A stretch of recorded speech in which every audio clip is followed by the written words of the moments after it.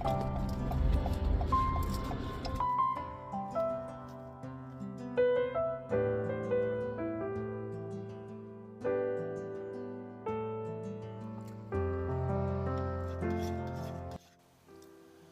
Everyone, good afternoon, नमस्ते and welcome to my vlog. कैसे हो आप लोग? I hope everyone is doing good.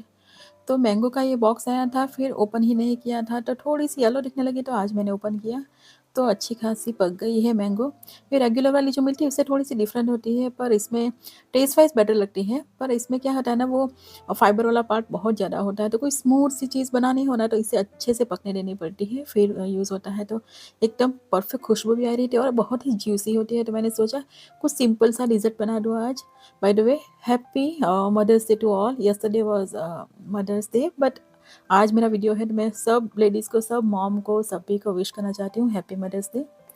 तो यहाँ पे 2 मैंगोज़ मैंने डाल दी है, साथ में 1 कप जितना मैंने हंग डाला है यहाँ पे।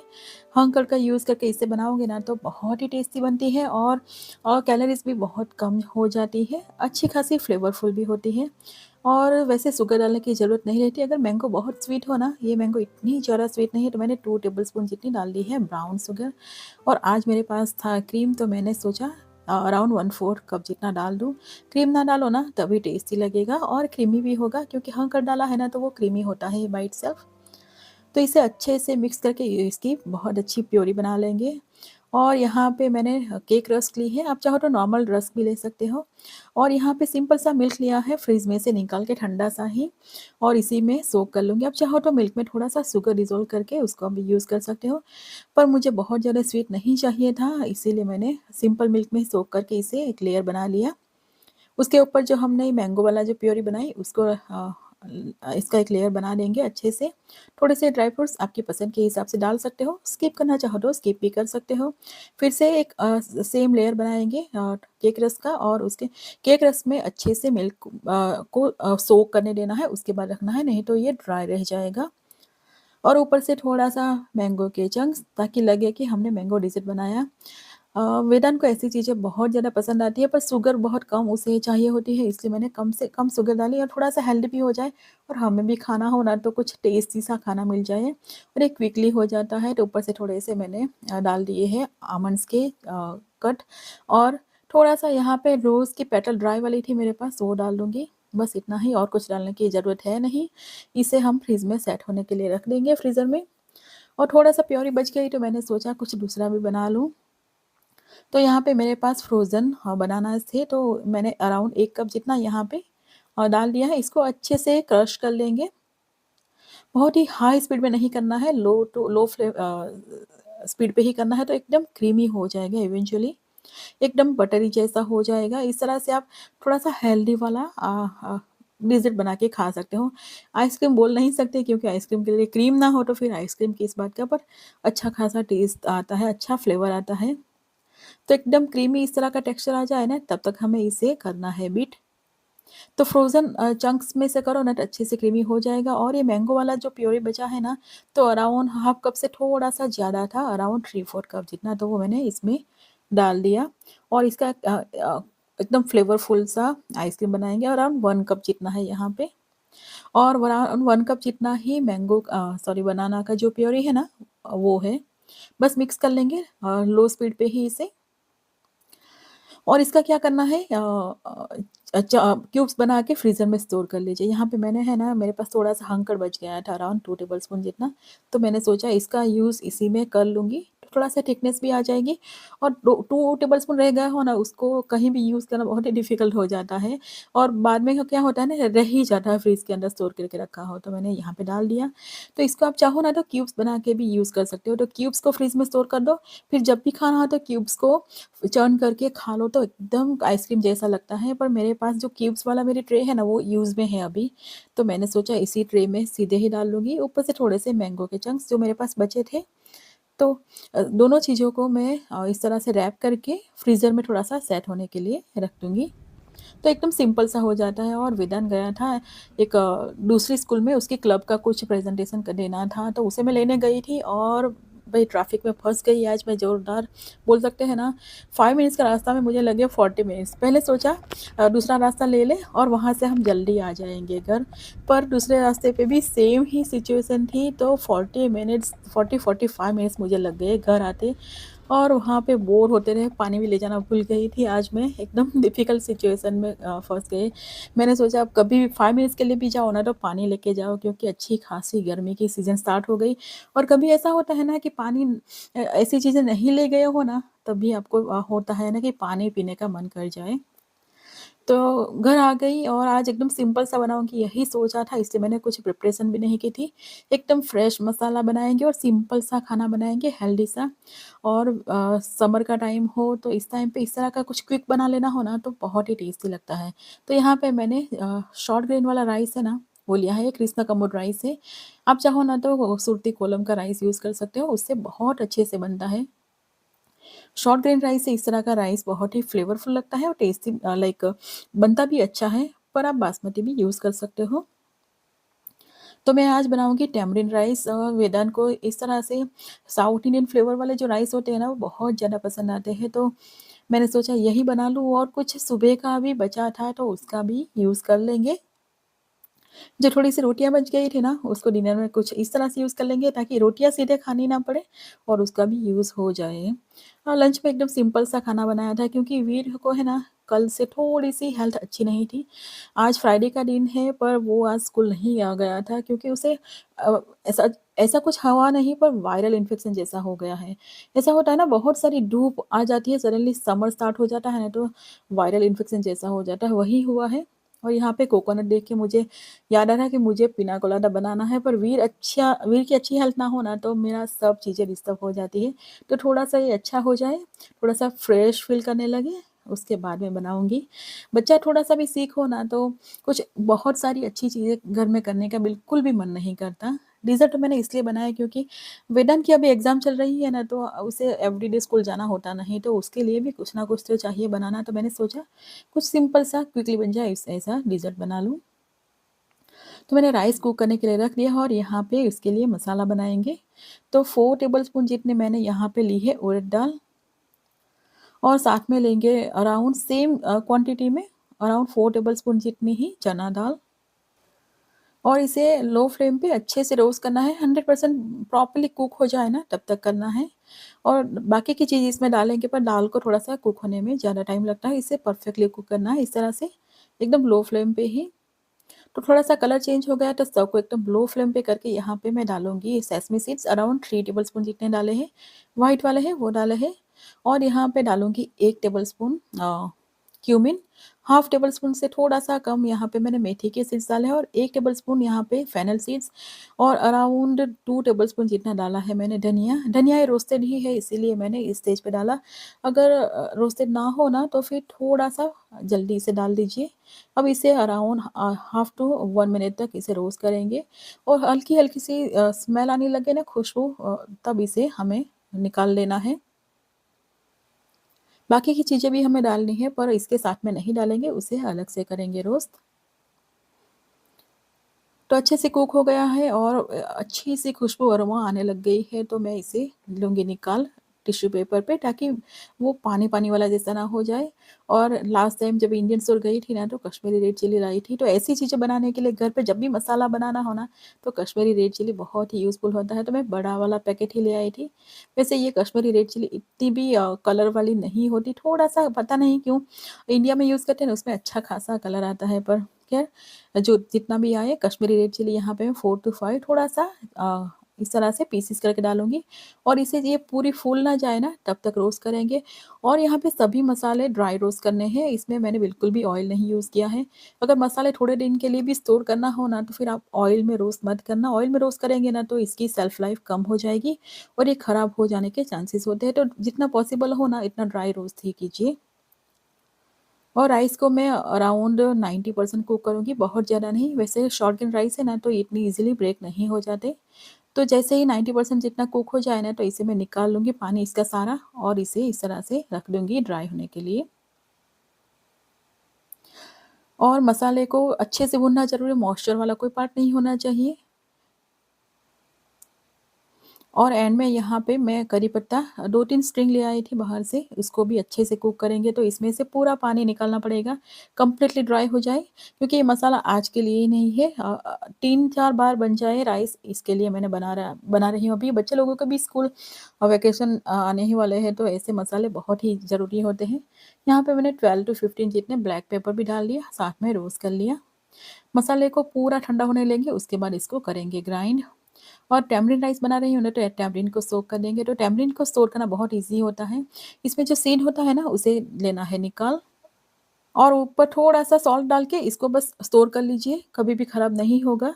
इसका सीड वाला पार्ट नहीं निकालेंगे ना तो ये खराब हो जाता है, इसमें कीड़े आ जाते हैं। तो सीड्स जितने भी हो ना वो निकाल लो, फिर स्टोर कर लो, 3, 4, 5 साल तक भी ये खराब नहीं होंगे। तो गर्म पानी में इसे सोक करके रख लिया है और यहाँ पे रूम टेम्परेचर पे आ गए हैं मसाले, तो फिर इसे अच्छे से ग्राइंड कर लेंगे। तो इसमें 2-3 चीज़ और भी डालेंगे। तो सबसे पहले जाएगी इसमें हींग। आप ज़्यादा स्पाइसी खाते हैं ना तो यहाँ पे थोड़ा-सा रेड चिली भी डाल सकते हो।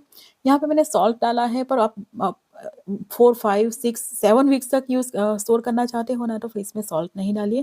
थोड़ी-सी हल्दी पाउडर कलर के लिए, और इसे मैंने ग्राइंड कर लिया। अच्छा-सा कलर आया, कश्मीरी रेड चिली डाली थी ना तो अच्छा खासा कलर आया।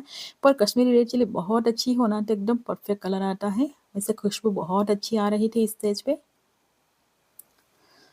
तो मैंने सोचा अभी मैं बेस बना लेती हूँ, बाद में राइस जब खाना हो सबको मिक्स करके दे दूँगी, तो मैं बेस बना लूँगी। उसके लिए मैंने यहाँ पे लिया है घी। घी में डाला है अराउंड 1 टेबलस्पून जितना चना दाल और हाफ टेबल स्पून जितना उड़द दाल। तो अगेन इसे हमें अच्छे से कुक करना है, बाकी की चीज़ें सबसे पहले कुक हो जाए उसके बाद डालेंगे। बाय द वे मेरा जो मैमोग्राफी स्क्रीनिंग था ना उसका रिज़ल्ट आ गया है और सब नॉर्मल है होपफुली, थैंक गॉड। भगवान की कृपा से सब नॉर्मल है। तो मैं बहुत ज़्यादा डर रही थी ना, क्योंकि कई बार होता है ना, एक तो चीज़ें ऐसी आपकी रॉन्ग डायरेक्शन में जाए ना तो फिर आपको थोड़ी-सी एंग्ज़ायटी होने लगती है। पर मैंने देखा है कि आपको पॉज़िटिव थिंक करना चाहिए। बहुत सारे कमेंट्स भी आए कि पॉज़िटिव थिंक करें, कुछ भी नहीं होगा, तो thank you so much for that. ऐसी छोटी-छोटी चीज़ें भी ना बहुत ही इम्पोर्टेंट होती है कि हमें मिलता है बोलते हैं ना, हिम्मत मिलती है हमें कि कोई बोले ना कि नहीं सब कुछ ठीक होगा, तो वही इम्पोर्टेंट होता है। तो यहाँ पे मैंने थोड़ी-सी मस्टर्ड सीड्स डाल दिया। दाल अच्छे से कुक हो गई उसके बाद, और साथ में रेड चिली, ग्रीन चिली भी डाल सकते हो पर बच्चे लोग खाएँगे नहीं इतना स्पाइसी, तो मैंने ग्रीन चिली नहीं डाली। करी पत्ता ऑब्वियसली, और यहाँ पे जाएगा थोड़ा-सा हींग, और यहाँ पे मैं डालूँगी पीनट्स। पीनट्स को अब हमें अच्छे से करना है क्योंकि ये अनकुक्ड है, रॉ है पीनट्स। तो मीडियम लो फ्लेम पे इसे हम पकाएँगे अच्छे से। आप चाहो तो इसमें रोस्टेड पीनट्स भी डाल सकते हो तो फिर क्विकली हो जाएगा, और इस राइस में पीनट्स डालेंगे ना तो बहुत ही टेस्टी लगता है। आप चाहो तो थोड़ा-सा कैश्यूज़ भी डाल सकते हो, पर अगेन बच्चे लोग कैश्यूज़ बिल्कुल भी पसंद नहीं करते हैं। पीनट्स से थोड़ा बहुत खा जाते हैं ये। तो पीनट्स 100% कुक हो गई, उसके बाद स्टव को मैंने कर दिया है एकदम लो फ्लेम पे, और यहाँ पे हमारी टैमरिन है वो भी अच्छे से सोक हो गई है। और ये इंडिया से आई थी मेरी मम्मी, हर बार मेरी मम्मी ही भेजती है। इतने सालों में मैं टैमरिन का एक टुकड़ा भी बाय करके कभी भी नहीं लाई। तो यहाँ पे हमने जो मसाला बनाया था ना उसमें से 4 टेबलस्पून जितना मैंने डाल दिया है, और इसे लो फ्लेम पे कुक करेंगे। अगर लगे ना कि टेम्परेचर बहुत हाई है और जल रहा है तो थोड़ा-सा पानी डाल दीजिए, पर इसे अच्छे से पीनट्स के साथ कुक करना है। और यहाँ पे जो टैमरिन वाला पानी है वो डाल दीजिए। तो यहाँ पे मैंने अच्छा खासा हाफ कप से भी थोड़ा ज़्यादा डाला है, क्योंकि ये टैमरिन है ना बहुत ज़्यादा खट्टी नहीं है। घर की है, मेरे मासी के घर की, अपनी घर पे जो होती है ना वो है। तो इतनी खट्टी नहीं है, तो मैंने अच्छा खासा पानी डाला। अगर बहुत खट्टी हो ना तो थोड़ा-सा कम डालिए। और थोड़ा-सा बैलेंस करने के लिए अराउंड 1 टेबलस्पून जितना मैंने डाल दिया है यहाँ पे गुड़। तो गुड़ डालना ज़रूरी होता है, गुड़ नहीं तो फिर थोड़ी-सी शुगर डाल दीजिए, पर इसे थोड़ा-सा डालिए ताकि थोड़ा-सा बैलेंस हो जाए फ्लेवर। बस हमें इसे थोड़ा-सा कुक करना है लो फ्लेम पे ही, पर थोड़ा-सा कुक करेंगे ना तो फ्लेवर बहुत अच्छा आएगा। तो ये मसाला बनाया है ना, इसे आप फ्रिज में अराउंड 1 वीक तक स्टोर भी कर सकते हैं। पर हम सब आज राइस ही खाएँगे ना तो फिर इतना तो हमें चाहिए कि बट फिर भी मैं थोड़ा-सा निकाल लूँगी, क्योंकि बारी-बारी सब चीज़ों को, सब लोगों को अलग-अलग मिक्स करके सबको खाना हो तब दूँगी। एक्चुअली क्या होता है ना, बच्चे लोग घर पे होते हैं ना तो फिर खाना एक साथ में मोस्टली नहीं होता है, वरना हम डिनर साथ में ही करते हैं। और क्यूकम्बर और ऐसी चीज़ें होती हैं ना, उसे टेस्ट करना बहुत ज़रूरी होता है, क्योंकि क्रॉस पॉलिनेशन हो जाता है ना, तो फिर कड़वा लगता है और कड़वा मीन्स पॉइज़नियस। सो जो ग्रीन वाला डार्क पार्ट है ना उसका, उस तरफ से थोड़ा-सा कट करके टेस्ट करके देख लीजिए, कट करें उससे पहले। वहाँ पे थोड़ा-सा भी कड़वा लगे ना तो डिस्कार्ड कर दीजिए। कभी भी कड़वा लगे तो थोड़ा-सा ही ऐसा सोच के नहीं यूज़ करने का, नहीं तो बहुत बड़ी ट्रबल आ सकती है। और क्यूकम्बर में ऐसी चीज़ों में क्रॉस क्रॉस पॉलिनेशन होने का बहुत सारा चांसेस होता है। दिखती एकदम फ्रेश है पर होती बहुत डेंजरस है। तो फिर इस तरह से हर बार अलग से टेस्ट करके देख लीजिए। और जो डार्क वाला पार्ट है ना उस साइड पे देखिए, वहाँ पे बहुत ज़्यादा कॉन्सन्ट्रेटेड होता है इसका फ्लेवर। लौकी और ऐसी चीज़ें सभी चीज़ों को टेस्ट करके ही यूज़ करना चाहिए। तो मैं यहाँ पे सब चीज़ें इसलिए कट कर रही हूँ, क्योंकि मैंने बोला ना सुबह रोटियाँ थोड़ी-सी ज़्यादा बच गई थी, तो उस रोटी का मैं यूज़ करूँगी, तो उसके लिए मैं बना रही हूँ सैलेड। गुआकामोले जैसा बनाऊँगी, थोड़ा-सा हेल्दी वाला। तो ये एवोकाडो वाली रोटियाँ थी ना सुबह, पता नहीं क्या हुआ, सभी लोगों ने बहुत ही कम खाई, तो फिर बच गई और दूसरे टाइम कोई खाने वाला है नहीं, तो मैंने सोचा एक अच्छा-सा टेस्टी-सा यम्मी-सा कुछ बना लेते हैं। वैसे मुझे जो चिप्स होती है ना इस तरह की टोस्टिटोस और ऐसी, वो मुझे बहुत ज़्यादा पसंद है, पर अगेन बीपी के कारण मैं खा नहीं सकती बाहर का जो बहुत ज़्यादा सॉल्टी होता है, और इस रोटी में मैंने बिल्कुल भी सॉल्ट नहीं डाला था। तो मैंने सोचा इसका हेल्दी सा वर्ज़न बना लें। तो इसका इस तरह से टोस्टिटोस ऐसी चीज़ें होती है, उसका इस तरह से ट्रायंगल जैसा शेप दे देंगे और इसे एयर फ्रायर यूज़ करके अच्छे से क्रिस्पी सी बना लेंगे। कुछ ऑयल यूज़ नहीं करूँगी, थोड़ी बहुत रोटी में मैंने घी लगाया था, बस इतना ही।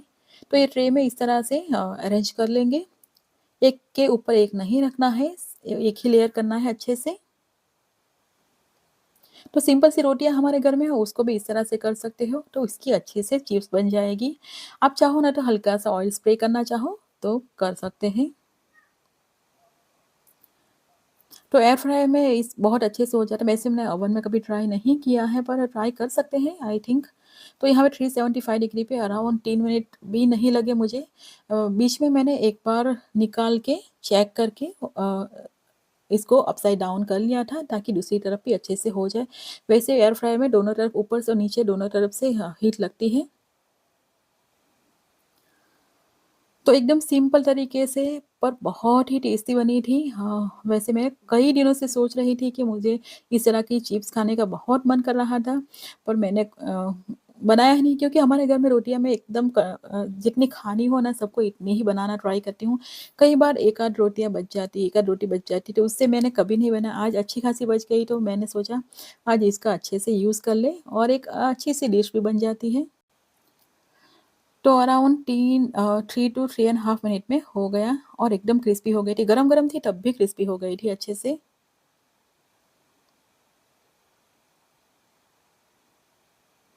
एकदम परफेक्ट बनी थी और वैसे इसमें इतना ज़्यादा फ्लेवर था नहीं, पर जो सैलेड बनाया था ना वो बहुत ही फ्लेवरफुल था।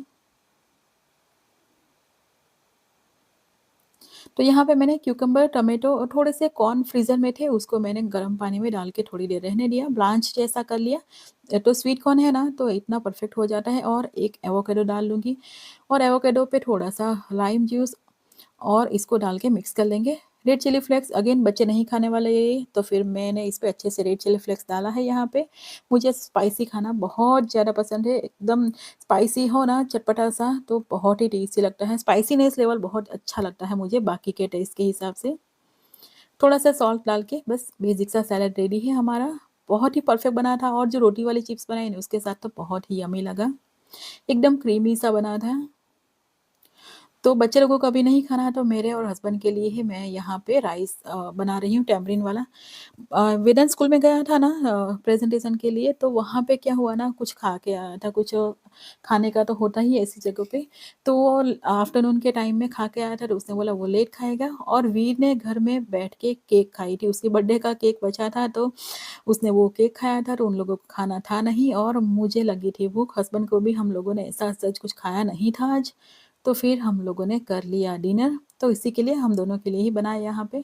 और राइस इतने परफेक्ट टेस्टी बने थे ना, एकदम खाने का मन कर जाए ना, इतना यम्मी बना था।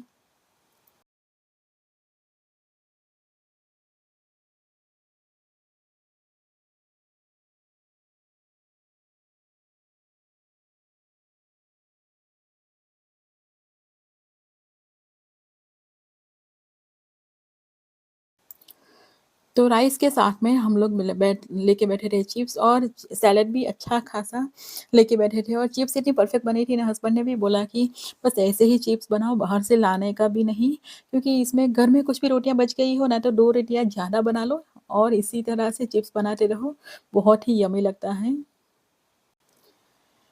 वैसे भी हम देसी लोग घर में जो भी चीज़ हो ना, उसका कुछ ना कुछ यूज़ तो कर ले हैं, कुछ ना कुछ तिकड़म लगा ही लेते हैं और लगाना भी चाहिए। कई बार बच्चों को भी बोलना होता है कि इस तरह से वेस्टेज मत करो फूड का। कई आजकल बच्चों वो लोगों को इतना ज़्यादा पता नहीं होता कि लाइफ़ की रियलिटीज़ क्या है, वो इस तरह से लाइफ़ जीते हैं ना, उन लोगों को बिल्कुल भी अंदाज़ नहीं होता।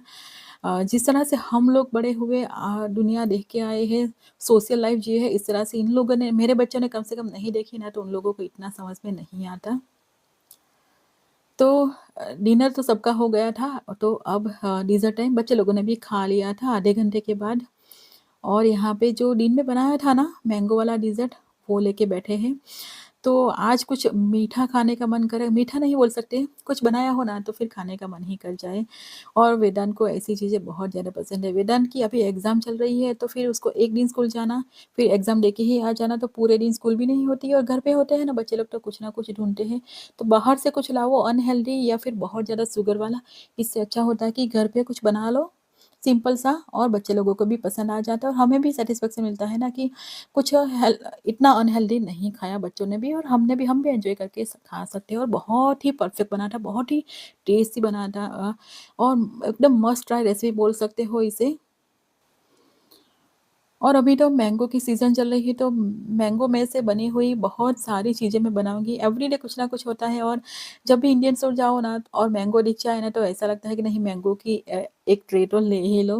वैसे हमारे घर में, इंडिया में, मेरे मम्मी-पापा के घर में अच्छी खासी मैंगो होती है, तो हम लोगों ने बहुत मैंगो खा के बड़ी हुई हूँ मैं घर की।